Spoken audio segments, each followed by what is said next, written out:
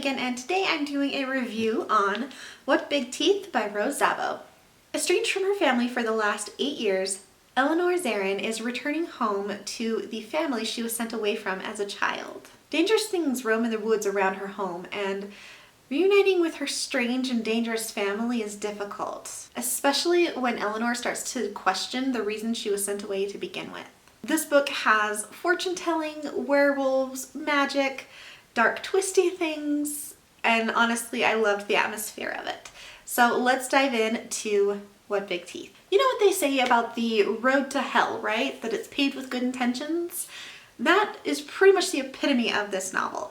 This metaphor works so well with the plot, and I kept turning the pages because I couldn't stop. The premise of the book had me hooked, and by the end of the prologue, I was seriously excited and anticipating such an intriguing read.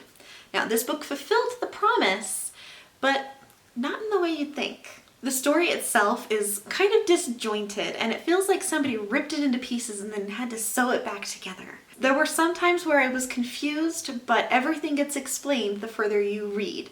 It's just a very twisted, roundabout way of explaining things. Eleanor is very different from the characters that I normally read about. She is an unreliable narrator with holes in her memory and a desire to suppress anything unpleasant in her life. One thing that I felt very strongly about was how selfish her motivations for doing the right thing were. She is always demanding that everybody tell her everything, but she's done nothing to, endear herself to these people or cause them to trust her enough to confess everything to her.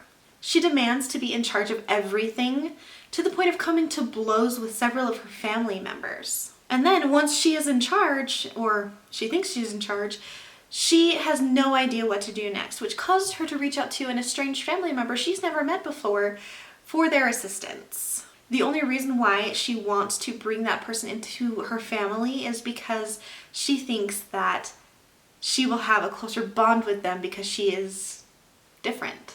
Rather than be a part of her family as it is, Eleanor tries to change them and to force them into these neat little boxes to look better in her life or feel better in her life. She does nothing to try and bond.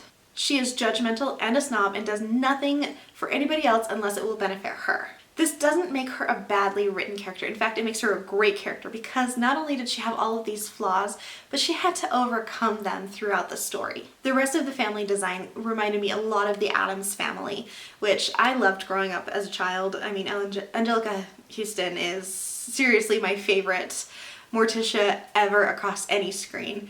And Raul Julia as Gomez, their love was amazing and epic. But that's not the point. The point is, the family is structured in such a weird and twisted way that it was very much reminiscent of the Addams family, but darker. Nobody questions when Eleanor's mother has to sit in a barrel at all times, filled with water.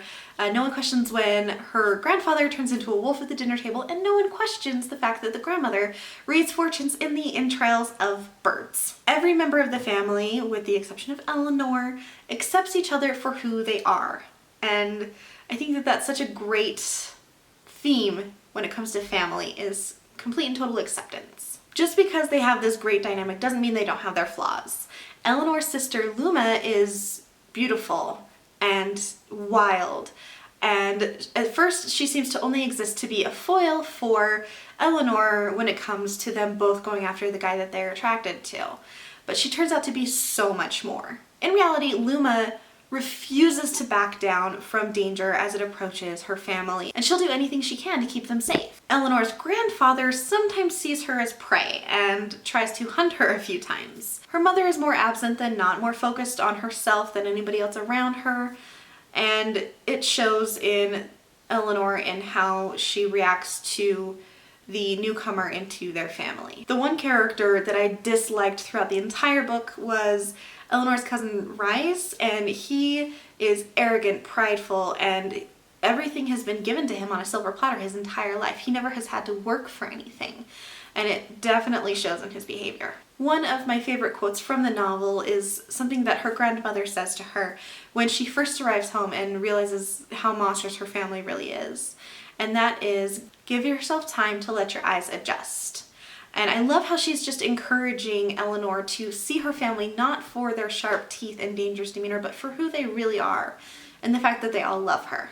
I did get pulled out of the story at several intervals because of the description and how dry it was and how much it was kind of like an info dump. Not that it was a needed info dump about the history or the background, it was just setting info dump, which jarred me out of the book. Honestly, this was a haunting, layered, confusing story that is told through flashbacks and voiceovers, and some of them were confusing right up until the end of the either voiceover or the flashback, and then everything would sort of come together to make sense. I was almost uneasy reading this book just because it put me on edge. Overall, I found this book fascinating, endearing, and while I didn't like a lot of Eleanor's choices, I did like her story. This book does have representation on the LGBTQ+ spectrum, or the alphabet mafia, if you will.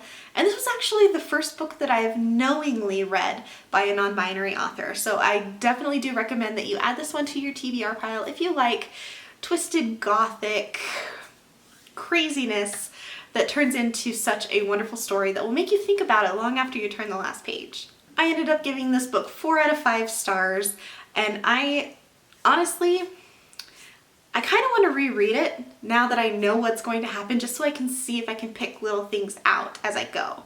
I may do that, and I may do a second review. I don't know. That's a thought. But anyway, that's it for today's video. I hope you guys enjoyed my review of What Big Teeth by Rose Zavo. And if you guys liked this video, give it a thumbs up. And if you want to follow along on my reading journey, don't forget to subscribe to my channel, and I will see you in my next video. Bye!